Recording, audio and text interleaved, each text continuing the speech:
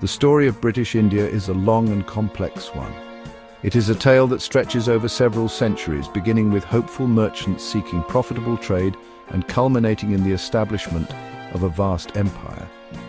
This period profoundly reshaped the Indian subcontinent, altering its political landscape, its economy, and its social fabric in ways that continue to resonate even today. The British presence in India did not happen overnight. It was a gradual process marked by ambition, conflict, and intricate political maneuvering.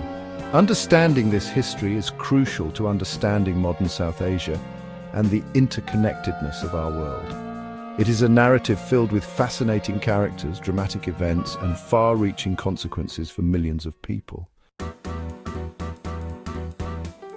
The British arrival in India was initially driven by commerce. Spices, textiles, and other exotic goods from the East were highly prized in Europe, promising immense profits to those who could successfully trade them. The allure of these riches drew English traders to Indian shores in the early 17th century. They sought permission from the powerful Mughal emperors to establish trading posts known as factories. These early interactions were primarily commercial, with the English acting as humble petitioners before the mighty rulers of India. Few at that time could have predicted that these small trading outposts would eventually become the foundation stones of a sprawling colonial empire that would dominate the subcontinent for nearly 200 years. The journey from trader to ruler was gradual but relentless. The East India Company, a British joint stock company, played a pivotal role in this transformation. It started as a commercial enterprise but slowly acquired political and military power. As the Mughal Empire weakened in the 18th century, a power vacuum emerged in India. Various regional powers and European companies vied for supremacy. The East India Company, with its private armies and growing ambition, proved to be a formidable player in these complex struggles. It exploited internal divisions among Indian rulers, forging alliances and waging wars to expand its influence and territory across the vast land. This essay will delve into the intricate history of British colonization in India. We will explore the key events and figures that shaped this era, from the initial voyages of English ships to the final days of British rule. The narrative will examine the methods used by the East India Company to gain control, the significant impact of British policies on Indian society and its economy, and the fierce resistance that this foreign domination often provoked. We will look at the pivotal moment of the Indian Rebellion of 1857, which led to the end of company rule and the beginning of direct administration by the British Crown, an era known as the Raj. Finally, we will consider the lasting legacy of this colonial encounter. The dawn of the 17th century witnessed the first formal English expeditions to the Indian mainland. Queen Elizabeth I had granted a royal charter to the Governor and Company of Merchants of London, trading into the East Indies on December 31st, 1600.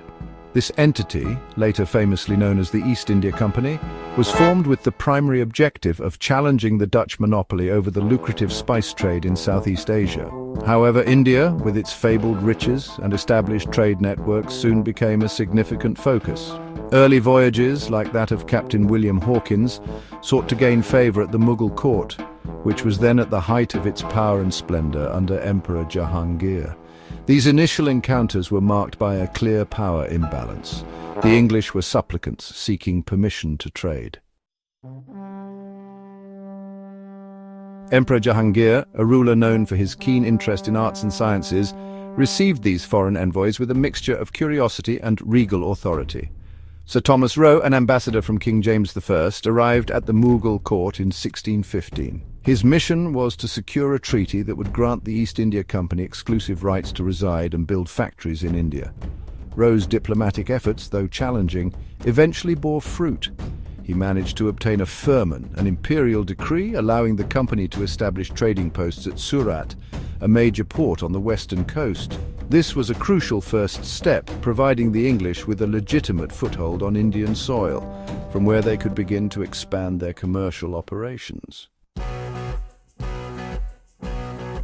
The early English settlements like Surat and later Madras, Chennai, Bombay, Mumbai, and Calcutta, Kolkata, were primarily commercial hubs. The company's employees, known as factors, lived within fortified compounds and focused on procuring Indian goods such as cotton textiles, silk, indigo, saltpeter, and spices.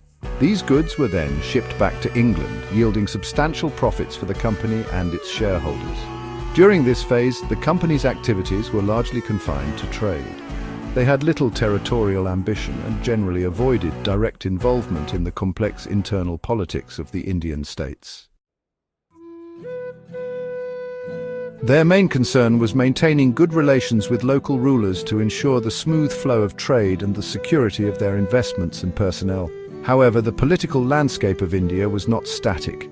The Mughal Empire, despite its grandeur, began to show signs of decline by the early 18th century. Internal rebellions, succession disputes, and the rise of regional powers like the Marathas, Sikhs, and various provincial governors started to weaken the central authority.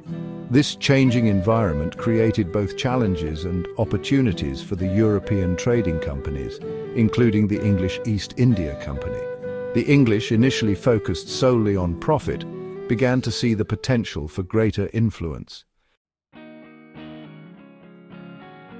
They started to fortify their settlements and raise small military forces, ostensibly for defense, but these forces would soon play a much more active role in the unfolding drama of Indian politics.